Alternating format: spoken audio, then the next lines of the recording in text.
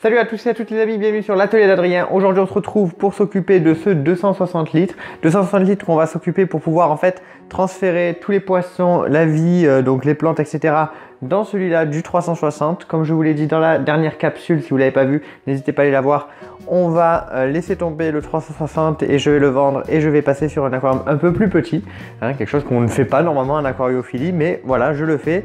Mais ce bac, il est dans un sale état. C'est un bac qu'on m'a donné qui fuit, donc il va falloir refaire les joints sur les côtés et donc il est bien sale, donc on va nettoyer tout ça. Premièrement, ce que je vais faire, c'est que je vais voir de retirer donc le cache en plastique qu'on a ici. Là j'ai commencé un petit peu à le travailler avec un cutter, vous voyez, on le décolle doucement pour pouvoir en fait nettoyer, parce que vous voyez là c'est bien sale, donc il va falloir que je retire d'abord ça, que je fasse un bon nettoyage avant de m'occuper de faire les joints.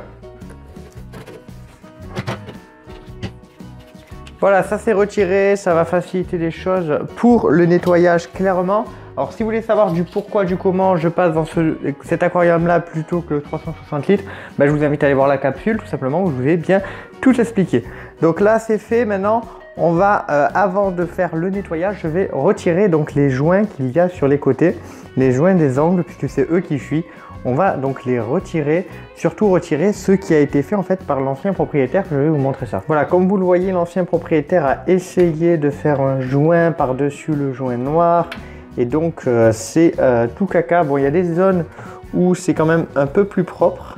Mais bon, je vais quand même retirer tout ça et refaire tout simplement le joint de l'aquarium. Alors on se retrouve un peu plus tard, comme vous pouvez voir que finalement j'ai carrément retiré le joint qui était ici. J'ai laissé le joint du bas, mais j'ai retiré tout le joint ici. Au début je pensais laisser les joints et refaire par dessus, mais je me suis dit que ça ferait pas très propre, donc j'ai préféré carrément tout retirer. Comment je me suis pris? Tout simplement, je vais vous le montrer sur celui juste à côté que l'on va faire également. Et il va falloir bien racler, parce que forcément là c'était vraiment un petit peu le bazar. La personne qui avait fait le joint avait fait pas mal de saloperies que j'ai dû bien nettoyer. Ça m'a pris du temps, mais normalement les autres vont aller un peu plus vite. Alors on va retirer donc ce joint qui a été fait par la personne.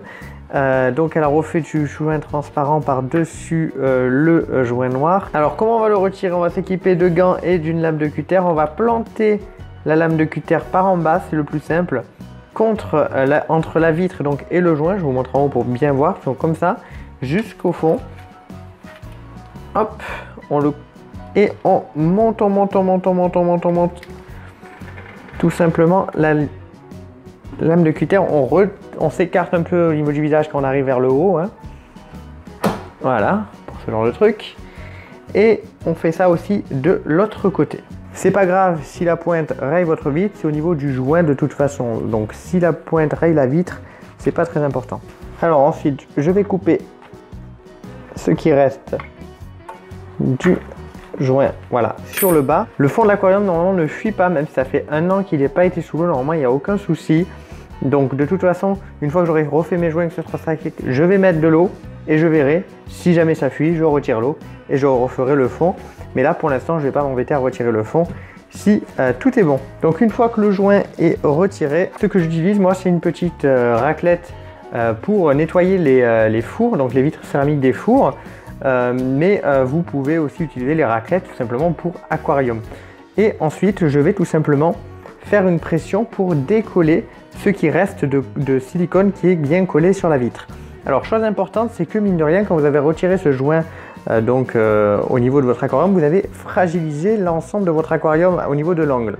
Donc ce que l'on fait pour éviter qu'il se décolle réellement, vous faites une pression opposée. C'est-à-dire que là, si je vais mettre ma plaque et que j'appuie, je vais mettre ma main de l'autre côté et je vais appuyer dans l'autre sens.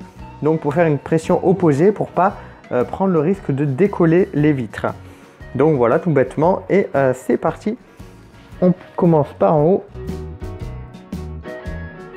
Et là il y en a encore clairement, donc il va falloir gratter. Alors je précise que là on nettoie pas que le silicone, on nettoie le silicone, on nettoie le calcaire qui s'était déposé entre le silicone et la vitre.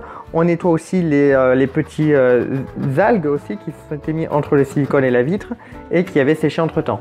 Donc mine de rien, là on nettoie quand même pas mal de choses. Donc là on peut voir, je ne sais pas si vous voyez bien, mais Le joint noir, lui, il est quand même bien parti, alors que le joint transparent que la personne a mis, lui étant beaucoup plus récent, elle tient beaucoup plus. Voilà le plus gros effet. Il va falloir faire donc un bon nettoyage ensuite au vinaigre blanc. Il va falloir que ce soit bien lisse puisqu'il faudra passer ensuite l'acétone pour pouvoir faire le nouveau joint. Alors ma voix peut paraître bizarre, c'est parce que j'ai mis un masque pour me protéger des émanations de l'acétone. Acétone que j'ai mis donc sur le petit sopalin, et on va y passer ici dans l'angle, voilà, pour bien retirer toutes les saletés. Une fois que c'est fait, il vous faudra du petit scotch de peintre, tout bêtement, que vous allez placer sur la longueur en laissant tout de même un espace dans chaque angle et de chaque côté. Voilà, une fois que votre scotch est mis en place, vous allez pouvoir y placer votre joint en silicone avec tout simplement un silicone spécial pour aquarium. Il faut que ce soit un silicone spécial pour aquarium où on va donc mettre sur toute la longueur dans un petit pistolet. Donc moi j'ai un pistolet manuel, et pour ensuite l'étaler, vous avez deux solutions, même plusieurs au final, mais moi j'en connais, enfin j'utilise principalement deux. C'est soit vous prenez un petit pot avec du liquide vaisselle, vous trempez votre doigt dedans et hop, vous utilisez votre doigt tout simplement pour pas que le silicone se colle à votre doigt.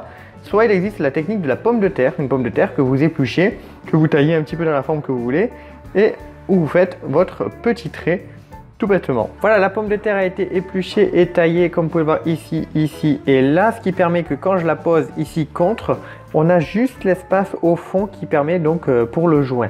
Donc là, on va la laisser de côté. On va pouvoir prendre notre petit pistolet à silicone.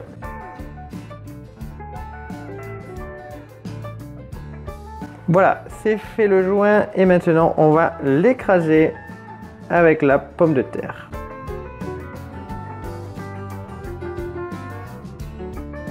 Alors là c'est clairement bien, mais ici il n'y en a clairement pas assez, et au fond dans l'angle aussi, il en manque un petit peu, donc on va en rajouter un petit peu.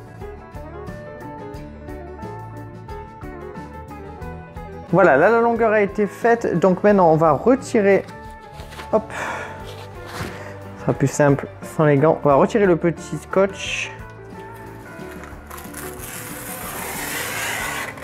Et je vais repasser un petit coup de pomme de terre pour être tranquille et bien lisser contre la vitre, vu que le petit scotch a relevé légèrement le silicone. Voilà qui est fait. Maintenant, reste à faire les trois autres. Voilà, les joints sont faits des quatre côtés. Voilà ce que ça donne côté extérieur. Donc c'est propre, ça rend bien. Maintenant, on va bien laisser sécher facilement 24-48 heures avant de renettoyer l'aquarium, puisque vous voyez qu'il y en a besoin. Hein. Nous, on a principalement nettoyé là où on avait besoin, c'est-à-dire dans les angles et un petit peu les vitres. Mais il va falloir bien le renettoyer après. Et du coup, on continuera sur le test tout simplement d'étanchéité. Voilà, l'aquarium est terminé, on l'a bien nettoyé, les joints sont faits et secs, on se retrouve donc 24 heures après. Le couvercle a été mis avec les néons qui ont été bien nettoyés aussi.